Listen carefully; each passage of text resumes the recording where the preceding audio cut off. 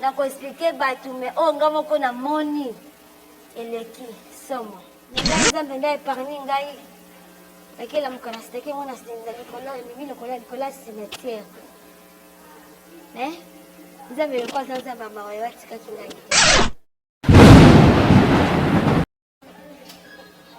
Bonjour, bonsoir. On se voit na moi. Bonjour na bino.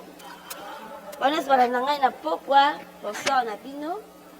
Ezanga Patricia, moko ya bino andeko. Na ishi seka ko beta lisolo oyo makambo ekomela kinga.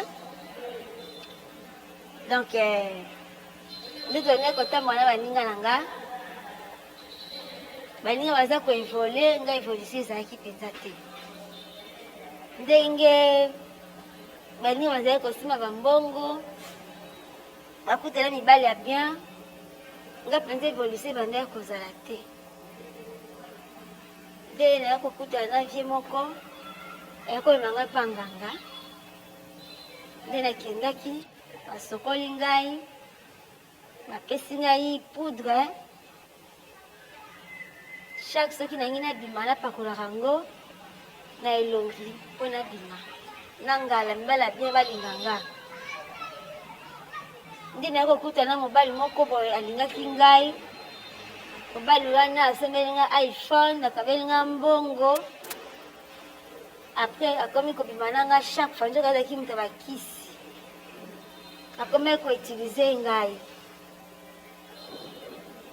Tiji mosusu akoyebisa nga alobi ke na butu wana efai nalala na ye tongosa. Nga mpe nayebisi ye ke naolala na yo te topase kaka journée apres na poko na zongo ye insistaki. Nazalaki na shwa te nde naye kokelela bimaki na ye. Tolali na butu likola mbetu naye kose retrouve likola tombo na cimetière.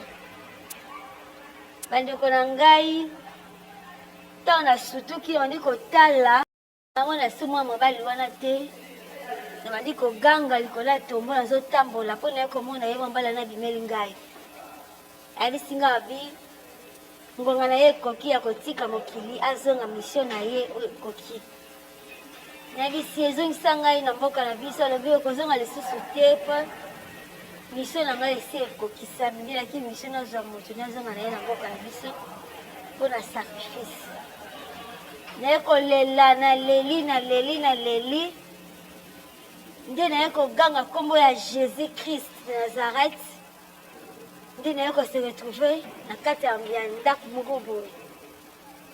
Nafongoli porte boye naye kotala bato bazotambola. Esali nga vertige. Nabimaki ni elamba kaka nasufeti mwa pamba. Nabandi kokima tina ke se retrouve na église. Na se retrouve na église. Nde nayebisi basala Nzambe basali nga prière. Na tubeli. Takoma kuta moko banga ndenge basambeli nga ske bamutongo kobimela nga lisusu te. Nde nakola na ndako nazaki biloko nyonso asombelaki nga natumbaki yango. Eza na telefone natumbaki nyonso natumbaki oyo ye. Yango naye kosenga bandeko na nga basi totika koanvie. Oyo oza nango zala nango. Lokola moni baninga bazotambola na mituka epo ebitenga mpe nakoma na mituka.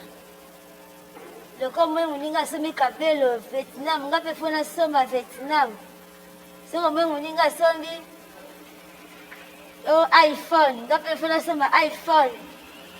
O moninga bali ya mbongo nga mpe fo nabala mbali wana koanvie bandeko na nga likambo ekomeli ngai.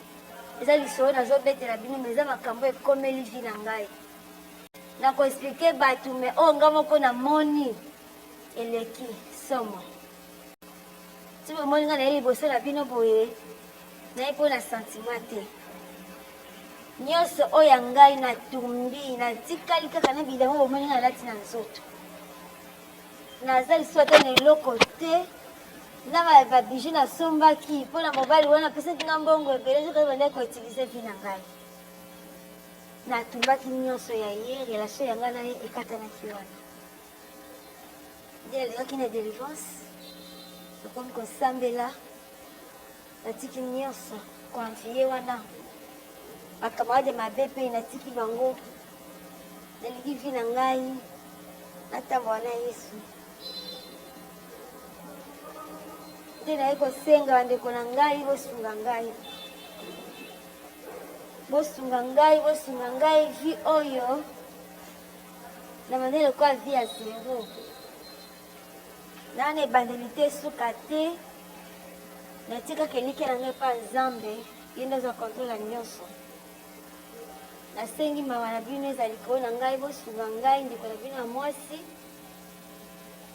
ezala basi ezala mibali nasengi bino bosunga ngai nimero na ngai telefone nakopesa eza plus 243 83 49 21 389 plus 243 83 49 21 389 yango wana nazosalela donc naza nyonso oyo nazosalela aza mpenza zokutu telefone oyo nazosalela eza telefone ya mama nde apesi ngai mokili mpe etelemeli ngai bakamaradi oyo nalandaki moko mpe ye wana azoyokaki akutanaki na mobali apesi ye maladi me ngai nzambe nde epargni ngai akelamuka na siteke ngo na sidenza likolo mimi likolo ya cimetière me nzambe lokwa aza nzambe ya mawa watikaki ngai te merci beaucoup bandeko na ngai bandeko okela ngai mawa nimero na ngai yango wana napesi oyo akontutisama abenga ngai merci beaucoup bye